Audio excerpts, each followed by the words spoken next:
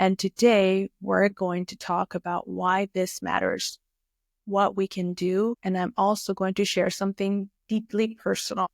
Even saying that out loud feels heavy because I never thought it would happen, because I never saw it coming, because I thought I should have noticed. That day changed everything for me.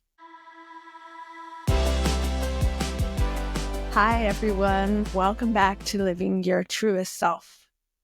I'm Christina, and if you're new here, this is a space where we get real about life, about health in every form, physical, mental, emotional, because it's all connected. And more than anything, this is a space where you can just be yourself. Today's episode is an important one.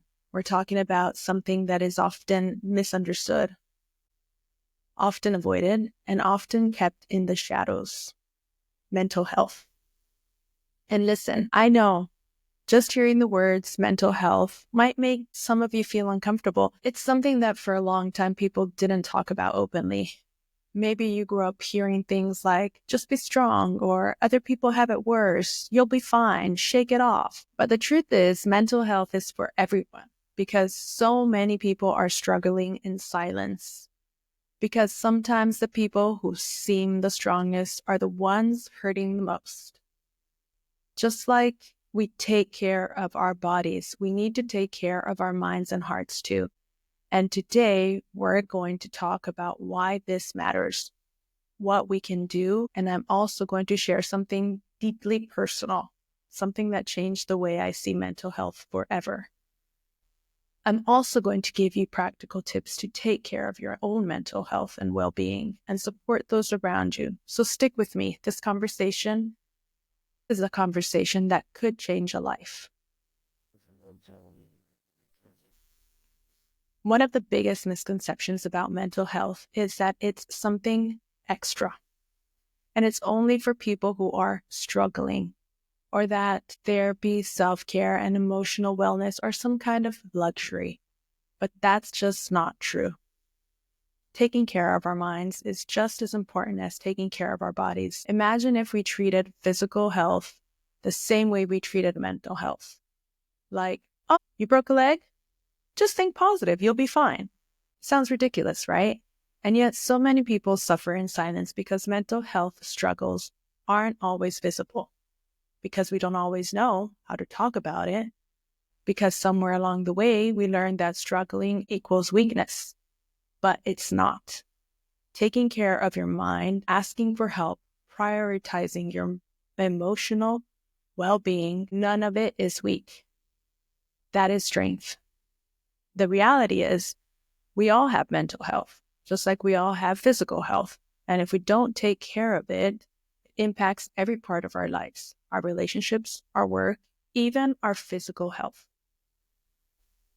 Mental health struggles don't always look obvious. They don't always look like someone crying or isolating. Sometimes they look like the person seems fine. The one who always shows up, who smiles, who laughs, who takes care of everyone else, while inside they're barely holding on. I know this because I personally lived it, not as the one struggling, but as the one who almost lost a loved one. For me, one of the hardest moments in my life was when my brother attempted suicide. Even saying that out loud feels heavy because I never thought it would happen, because I never saw it coming, because I thought I should have noticed. That day changed everything for me. I remember that day so clearly. The phone call, shock, the way my heart stopped for a moment, the way my brain couldn't even process what I was hearing, and then the flood of emotions. Guilt. How did I not see this coming? Did I miss the signs? Fear. What if I had lost him?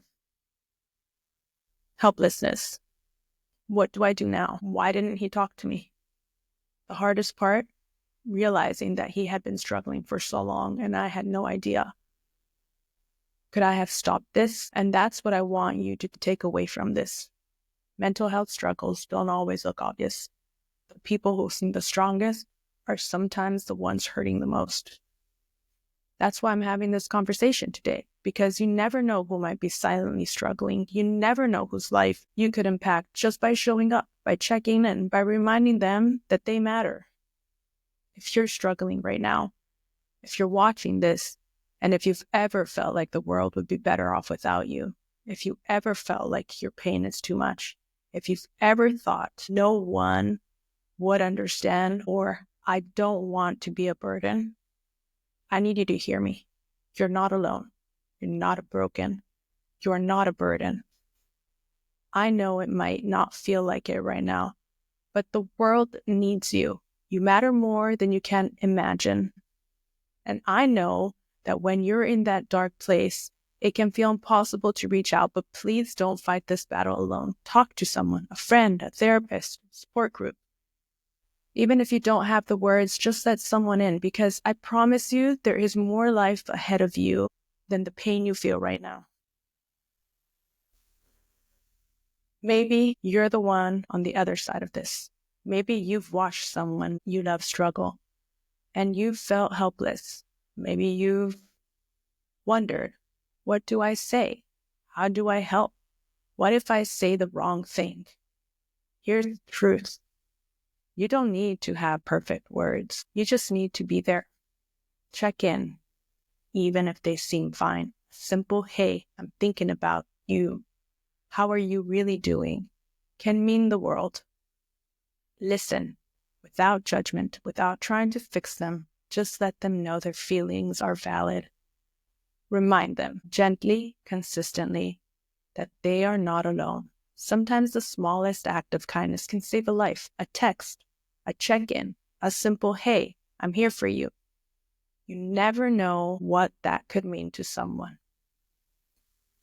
So, here are my 3 practical things that you can do today, whether you're struggling yourself or supporting someone else. If you're struggling mental health, give yourself permission to feel. You don't have to have it all together. It's okay to struggle. Acknowledge how you feel without shame. We all have negative feelings towards ourselves sometimes. Take small steps. You don't have to fix everything overnight. Start with one small act of self-care, whether it's journaling, going for a walk, or reaching out to a friend. Ask for help. You don't have to do this alone. Therapy, talking to a trusted friend, or even a support group can make all the difference. If you want to support someone else, reach out regularly. Even a simple, hey, I'm thinking about you can mean the world to someone struggling. Listen more, advise less.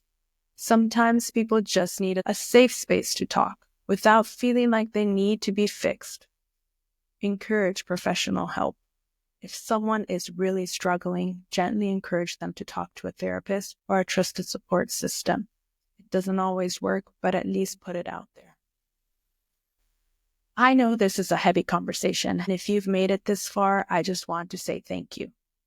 Thank you for being here, for being open, for being a part of a conversation that matters. But this conversation doesn't end here. Let's keep it going. What's one thing that helps you when you're feeling mentally drained? Share it in the comments. It might help someone else today. If you've ever supported someone through a tough time, what's one thing you wish more people understood about mental health? And if this episode resonated with you, please share it. You never know who might need to hear this today. And remember, your mental health matters. You matter. I'll see you in the next episode.